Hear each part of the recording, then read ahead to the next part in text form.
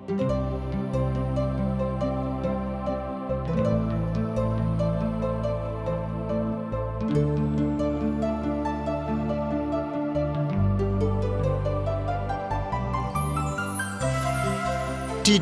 का प्रस्तुति जिंदगी की राह बाइबल की पुस्तक का क्रम से अध्ययन हवे, जना में आपके उ सब मिली जीवन की परमेश्वर द्वारा बचावे और मसीह नियर जिए खातिर जरूरी है। बाइबल ए बात के बुनियादी रूपरेखा के भी साथ रखेला कि एगो विश्वासी के दूसरे के साथ कैसे जिए के बा। जे यीशु के पाछा चलेला, कृपा करके देखी सुनी ताकि परमेश्वर आपकी जिंदगी का रास्ता बतावस। प्रिय मित्र, हम नइखी जानत कि कतना हाली परमेश्वर हमनी के जिंदगी में हस्तक्षेप करताणे या करेले और हमनी के अनुचित काम करे के रोक देले। त एकरा बारे में जानकारी खातिर रुआ हमरा संगे आपन पवित्र शास्त्र बाइबल निकाल लिहनी। हाँ, तो ओमे देखी पहला शामुएल की किताब 29 अध्याय 1 पद से लेके 3 पद एह तरी से बता रहल बा। सुनी ध्यान से। फलिस्तीनी सब अपना सब सेना सबके अपेक में जमा भइल लोग और इस्राएली सबके सेना इजराइल के सोता के पास छावनी डलले लोग। फलिस्तीनी सब के प्रधान अपना अपना 100 और 1000 के दल सब में आगे बढ़त रहले और दाऊद तथा उनकर साथी आकीश के साथ सेना के पिछला भाग में आगे बढ़त रहले। तब फलिस्तीनी सब के सेनापति कहलन, ई इब्री यहाँ काहे बा? आकीश फलिस्तीनी सब और सेनापति सब से कहले, का ई इस्राएल के राजा शाऊल के सेवक दाऊद ना हवे? ओ दिन बरन कई बरिस से हमरा साथे रहले और जौना दिन से भाग के हमरा किने आइल बाणे, ओ दिन से आज तक हम एकरा में कोनो दोष नहीं पौले। प्रिय मित्र, फलिस्तीनी सब के सेना इस्राएल पर आक्रमण करे खातिर धीरे धीरे आगे बढ़ रहल बाड़ा और दाऊद और उनकर साथी सेना के पिछला भाग में उनका साथ आगे बढ़े लगले। वही समय फलिस्तीनी सेनापति दाऊद और उनका साथी सब पर आपत्ति उठौले और फलिस्तीनी सब के साथ जाए से माना कइलन। पर राजा आकीश अपना सब तक के अनुभव के आधार पर दाऊद के विश्वास योग्यता के प्रशंसा कइलन। प्रिय मित्र, 4 और 5 पद यही अध्याय के एह तरी से बता रहल बा।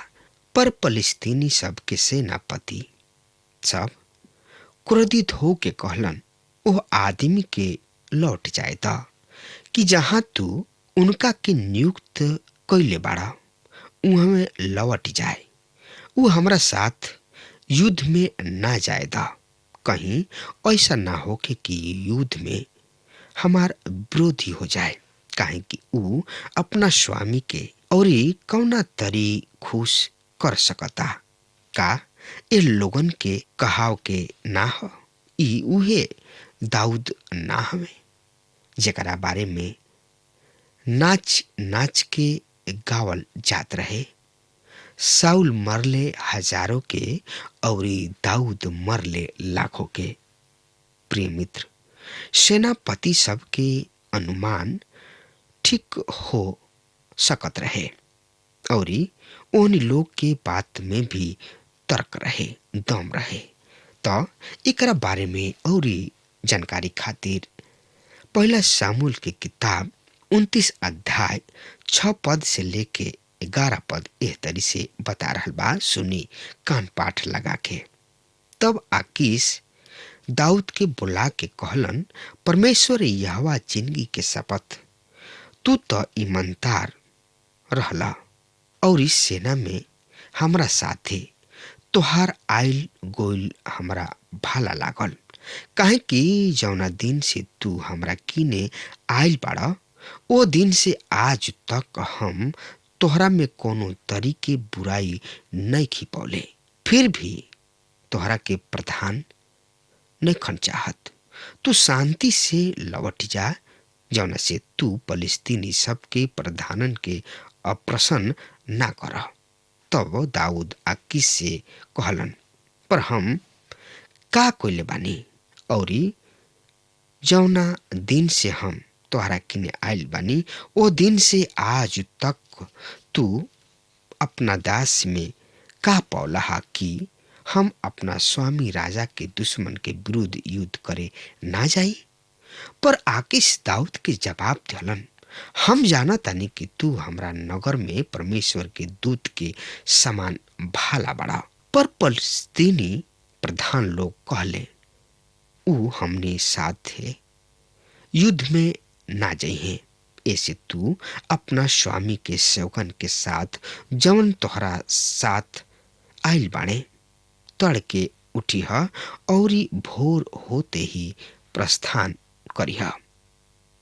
दाऊद अपना साथी सब के साथ तड़के उठले कि फलिस्तीनी सबके देश में लौटे खातिर भोरे प्रस्थान करे और फलिस्तीनी इजराइल के ओर आगे बढ़े। प्रिय मित्र, दाऊद तो युद्ध पर जाए चाहत रहन, पर परमेश्वर उनका के रोक दिले। यह तरी फलिस्तीनी सेना इजराइल के जाता और दाऊद और उनकर साथी वापस फलिस्तीनी देश लौट आवताने लोग। पर घर वापस लौटल उनका खातिर आनंद के विषय ना हुई। प्रिय मित्र, अध्याय 30 यही पहला शामुएल के देखे के त एकरा बारे में जानकारी खातिर वह हमरा संगे आपन पवित्र शास्त्र बाइबल खोली। हाँ, तो ओहमे देखी पहला शामुएल की किताब 30 अध्याय 1 पद से लेके 6 पद एह तरी से बखान कर रहल बा। तीसरा दिन जब दाऊद और उनकर साथी सिकलग पहुँचले, तब ऊ देखले लोग कि अमलेकी सब नेगेव और सिकलग पर आक्रमण क के सिकलग के मरले और आग लगा के फूक दिहलिन सा। जब औरत और दूसर लोग वहाँ रहन, ओहनी लोग में से कोनो के ओहनी लोग ना मरले, पर छोट बड़ सब के बंदी बना लेले और साथ लेके अपना राही पर चली गोले। और जब दाऊद और उनकर साथी नगर में पहुँचले लोग, तब ओहनी लोग देखले लोग कि ऊ आग में जरल बा और उनकर औरत सब और ओहनी लोग के बेटा बेटी सब के बंदी बना के ले जा चुकल बाड़े सब। तब दाऊद और उनकर सब साथी जोर जोर से रोवे पीटले लगले लोग। ओहनी लोग अतना रोले लोग कि ओहनी लोग में और रोवे के शक्ति हिम्मत ना रहे। दाऊद के दोनों मेहरारू इजरायली अहीनोअम और करमेली नाबाल के विधवा अबीगेल भी बंधुआई में ले लिहल गोल रही सा। एकरा अलावा दाऊद बहुते बड़ संकट में पड़ गइल रहन, काहे कि लोग अपना बेटा बेटी सब के कारण दिल में कड़वाहट से भर गइलन। पर दाऊद अपना परमेश्वर यहोवा में साहस प्राप्त कइलन, हिम्मत उनका के मिलल केकरा में, परमेश्वर यहोवा में। प्रिय मित्र, हम देख रहल बानी कि ऐसन संकट के समय दाऊद अपना परमेश्वर यहोवा में साहस प्राप्त कइलन। दाऊद तो क्रुद्ध हमें, पर अमलेकी सब पर चढ़ाई करे से पहले ऊ परमेश्वर के इच्छा के जाने चाहत रहन। 7 और 8 पद ये तरी से एकरा बारे में बता रहल बा। तब दाऊद अहीमेलेक के बेटा अब्यातार याजक से कहलन, ए पोत के हमरा किने ले आओ। अब्यातार ए पोत के दाऊद किने ले अइले। फिर दाऊद परमेश्वर यहोवा से पूछलन, का हम एह दल के पीछा करी? का हम एकरा के जा पकड़ी? औरी ऊ उनका से कहलन, पीछा कर, काहे कि तू पक्का जान ले ओहनी के पकड़ लेबे, और तू सबके ओहनी के पक्का जान छोड़ा लेबा। प्रिय मित्र, परमेश्वर उनका के हाँ में जवाब दिहलन और पूरा आश्वासन यानी कि विश्वास दिलौले कि ऊ निसंदेह सबके छोड़ा लेबा। तब दाऊद अमालेकी सब पर आक्रमण करे के निकल पड़लन।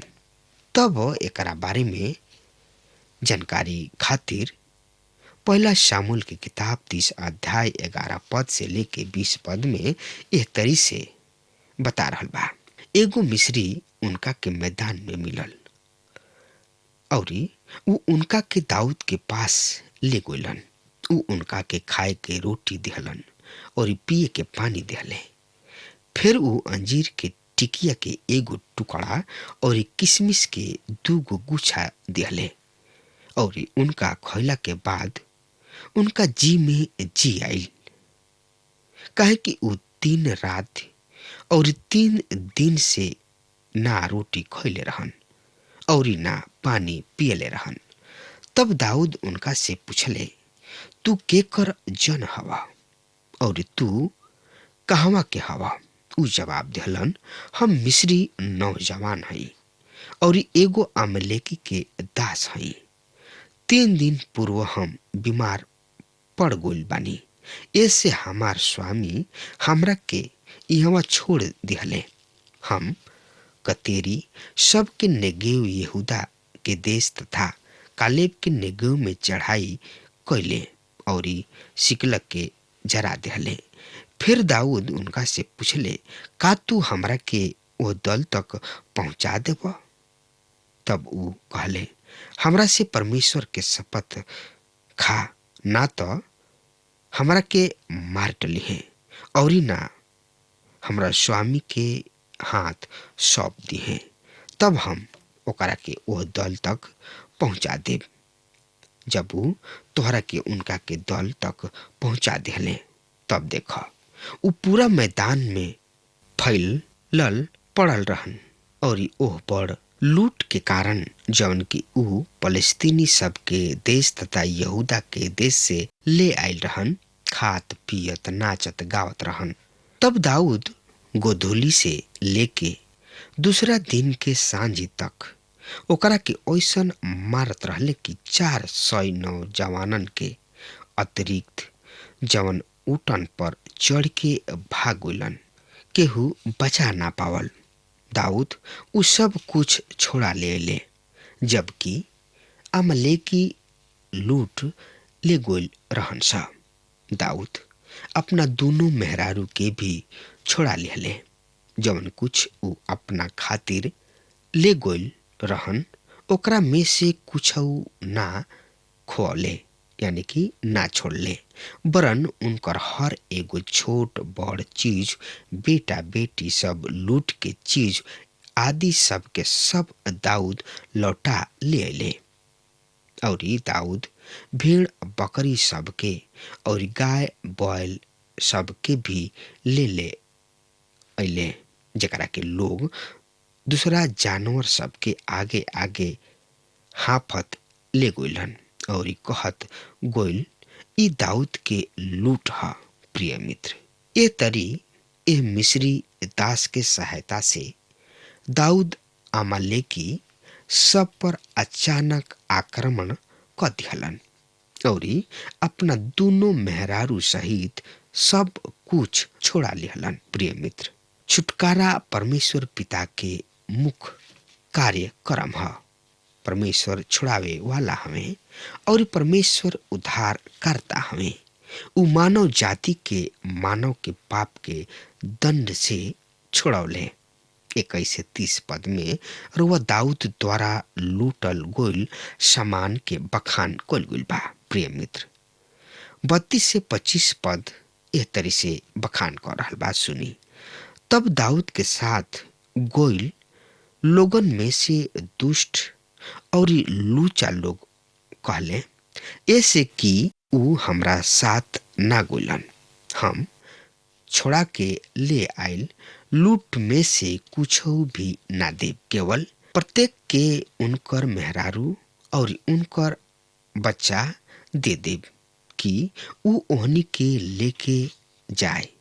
तब दाऊद कहले, हमार भाई सब, परमेश्वर यहोवा हमरा के जवन कुछ देले बाणे ओहनी संगे ओहनी लोग ऐसन बिल्कुल ना करे के चाही, काहे कि ऊ हमारा रक्षा कोइले और ओह दल के जवन हमरा पर धावा बोलले रहे हमरा हाथ में क दिहले।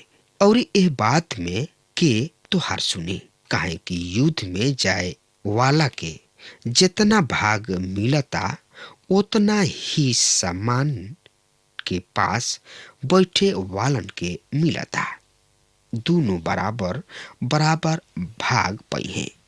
ओ दिन से आगे इहे नियम लागू बा, काहे कि ऊ इस्राएल के खातिर ऐसने विधि और नियम ठहरा दिहले जौन आज तक बा।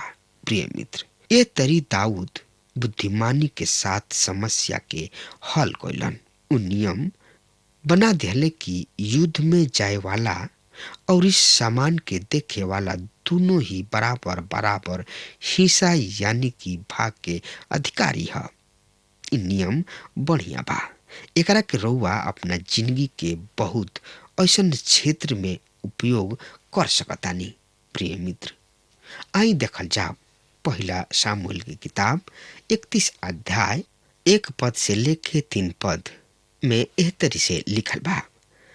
फलस्तीनी त इसराइल के विरुद्ध युद्ध करत रहले और इसराइल के लोग फलस्तीनी सब के सामने से भाग खड़ा भइले और गिलबो पहाड़ पर मारल गोइलन फलस्तीनी सब।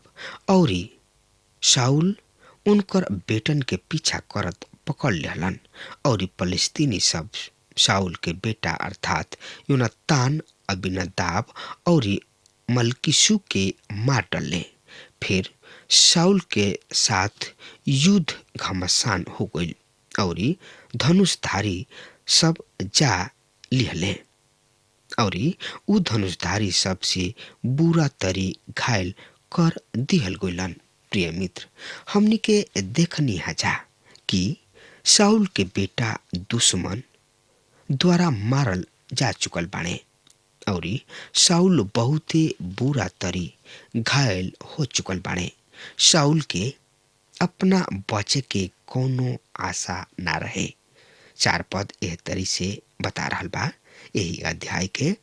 तब शाऊल अपन अस्त्र वाहक से कहलन, अपन तलवार खींच के हमरा के भोग दे, ऐसा ना होखे कि ई खतना रहित लोग आके हमरा के तलवार से मारे यानी कि भोगे और हमार ठट्ठा उड़ावे।